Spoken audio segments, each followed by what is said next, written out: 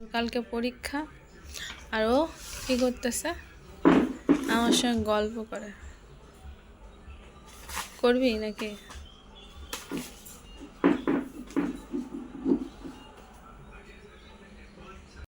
Hello বন্ধুরা, good নুন। তোমরা সকলে কেমন আছো? আশা করছি সবাই খুব ভালো আছো এবং সুস্থ আছো। আর আমি কিন্তু ভালো নেই, কারণ আমার সর্দি লেগেছে। আর সর্দি লেগে গলা মনে একদম বসে গেছে। আর ছেলে দেখো ঘুমিয়ে পড়েছে। আমি ভাবলাম যে সকাল থেকে কিন্তু অনেক কাজই হলো আজকে সকালে, জানো তো, ঘুম থেকে দেরি করে ওঠার জন্য টিউশনটা যেতে পারিনি। তার জন্য আমাকে সন্ধ্যাবেলা যেতে হবে। এটা আমার কি বলবো, এটা আমার গাফিলতি। তো সকালবেলা অনেক কাজকর্ম হয়েছে। ওই যে ব্লগিং শ্যুট করি না, অনেক দিন হয়ে গেল ব্লগিং শ্যুট করি না। মানুষ হচ্ছে অভ্যাসের দাস। তো আমার তো অনেক দিন থেকে ব্লগিং শ্যুট করা হয় না, মানে মনেই থাকে না। আজকে সকালবেলা এতগুলো কাজ করলাম, শাক উঠাতে গেলাম, জানো তো কত সুন্দর ব্লগিংটা হতো সকাল থেকে।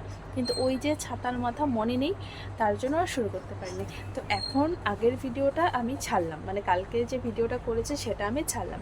তো ছেড়ে আমি ভাবলাম যে না, আজকের তো কিছু শুরু করিনি এখনও।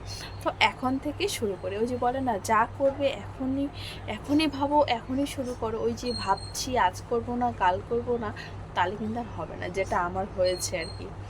তো শুরু করলাম, ব্লগটা দেখতে থাকো। আশা করছি তোমাদের ভালো লাগবে। জানি না বিকালে, এই দুপুরের পর থেকে বিকালবেলা আমি কি শেয়ার করব, তবে যাই হোক, যেটাই হোক, তোমাদের সঙ্গে অবশ্যই শেয়ার করব।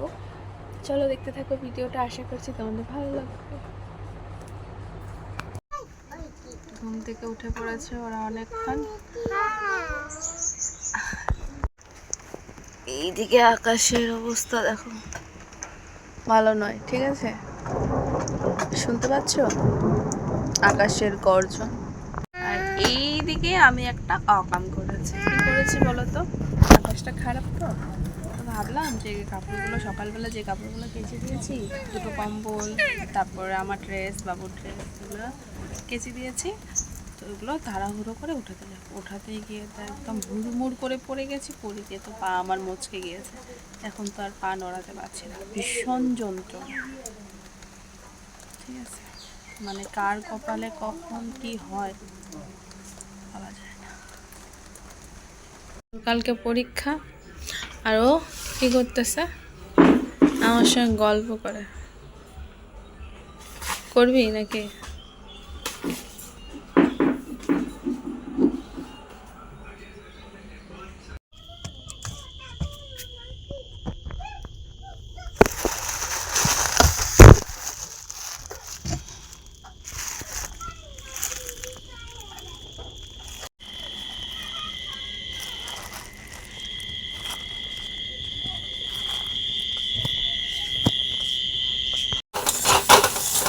ডিমটাও লাইগা ধরে কড়াই রে।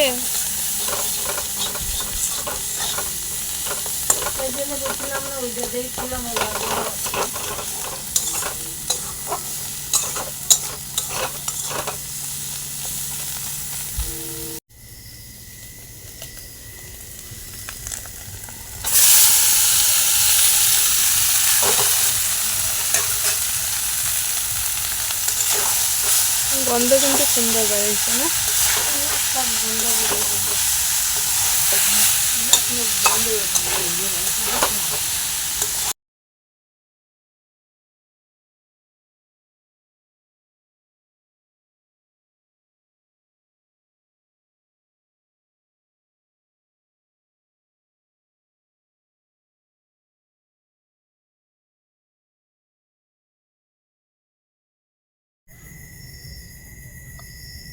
কয় টাকার দাম?